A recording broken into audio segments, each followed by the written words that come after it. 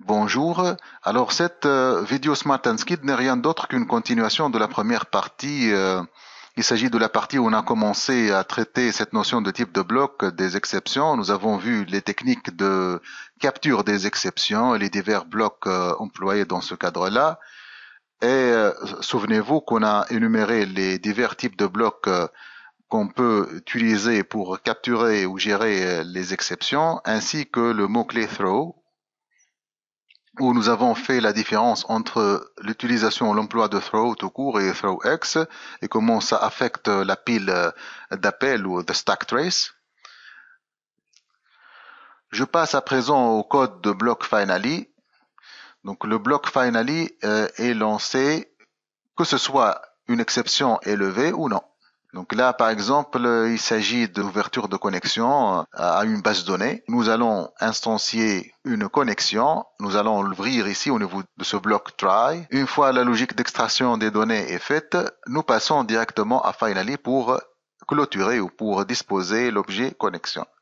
Alors, si une anomalie se présente ici au niveau du bloc try, on passe directement au bloc catch où on va gérer notre exception qui sera dans la plupart des cas une exception de type SQL exception. Une fois l'exception est gérée, nous passons automatiquement à finally pour disposer l'objet connexion et libérer les ressources, bien évidemment. Là, je vais effacer ce code. Voilà, je crois que c'est UX4. Non, c'est pas UX4. C'est UX3. Voilà. Nous allons ajouter les références à system.configuration et à system.data.sql client. C'est un snippet qui existe, qui figure au niveau de liste des snippets. Là, au niveau de connection string, plutôt au niveau de fichier de configuration, j'ai ajouté donc ma chaîne de connexion.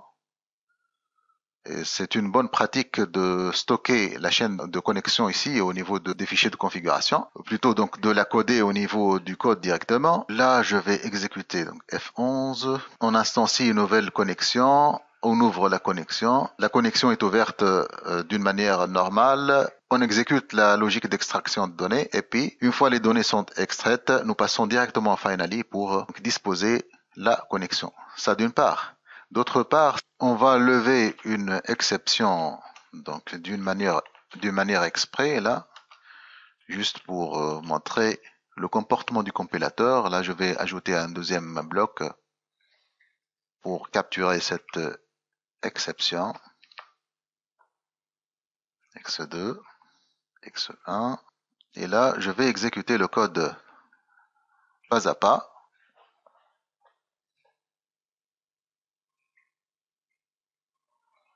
Donc j'ouvre la connexion. Ici, quelque part dans le code, une exception sera levée. Nous passons au bloc catch. Nous exécutons la logique de gestion d'erreur et puis nous passons à finally. Donc dans les deux cas, nous avons passé au bloc finally pour clôturer ou pour disposer l'objet connexion. Le bloc finally est utilisé pour libérer les ressources, comme nous venons donc de voir.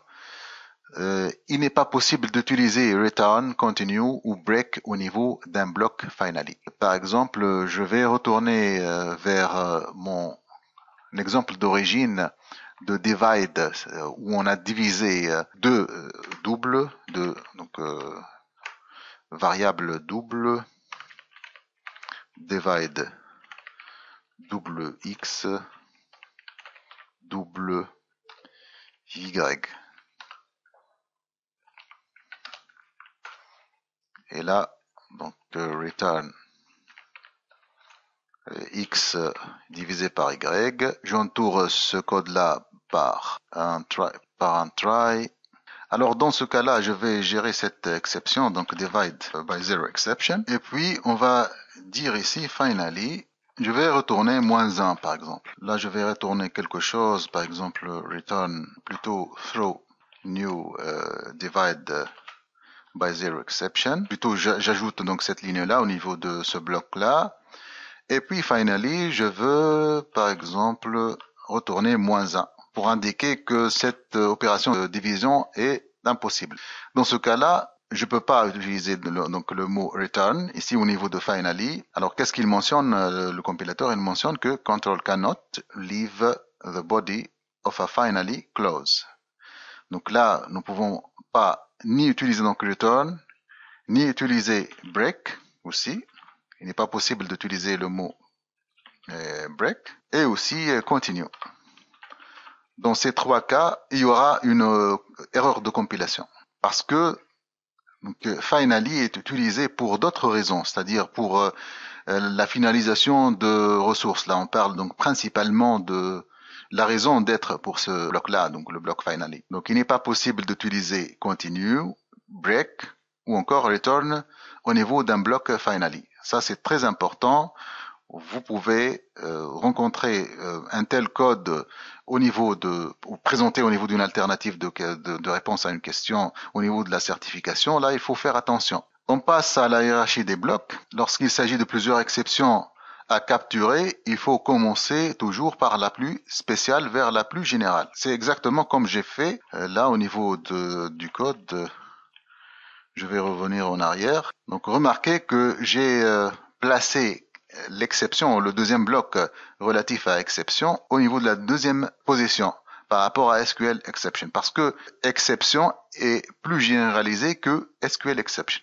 Alors dans le cas contraire, si j'essaie de placer le bloc relatif à exception avant celui de SQL exception, j'aurai une erreur de compilation. Parce que là, c'est pas correct d'écrire ou de disposer les blocs ainsi. Donc ce code est correct parce que argument nul exception est censé d'être dérivé de argument exception, qui est à son tour censé d'être dérivé de exception, contrairement à cette figure-là qui montre tout à fait l'inverse, c'est-à-dire exception, puis argument exception, puis argument null exception, qui est un code incorrect dans ce cas-là. Et finalement, nous passons au bloc when, ou plutôt donc le mot-clé when, qui est utilisé donc pour filtrer la gestion ou les situations de levée d'exception. Donc il est possible de filtrer les exceptions selon des critères bien déterminés, basés sur des valeurs des propriétés. Comme il est le cas ici, je vous ai fourni aussi une snippet. Là, il s'agit d'une méthode, donc je crois que c'est UX4. Oui, c'est UX4. Je vais ajouter références nécessaires. Et là, comme vous le remarquez déjà, c'est un code qui est assez simple. Il permet de télécharger des données à partir d'une URL. Et là, vous remarquez déjà que il s'agit de la même exception. Il s'agit de web exception. C'est différent du cas précédent où nous avons ordonné des exceptions différentes les unes des autres. Par exemple, argument null exception et exception.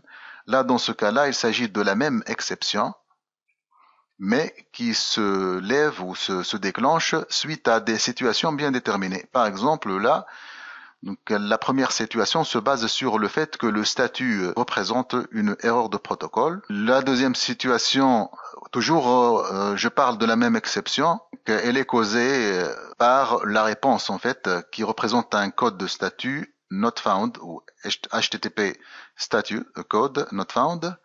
La troisième situation est en relation toujours avec le statut code et la web exception est levée suite à une erreur interne du serveur. Donc les situations changent mais l'exception reste la même. Et finalement, donc, nous disposons notre web client libérer les ressources. Voilà donc ce qu'on a vu au niveau de cette vidéo, c'est en fait nous avons vu donc les types de blocs et les diverses techniques de capture et de gestion des exceptions. Au revoir et à la prochaine vidéo Smart and Skilled.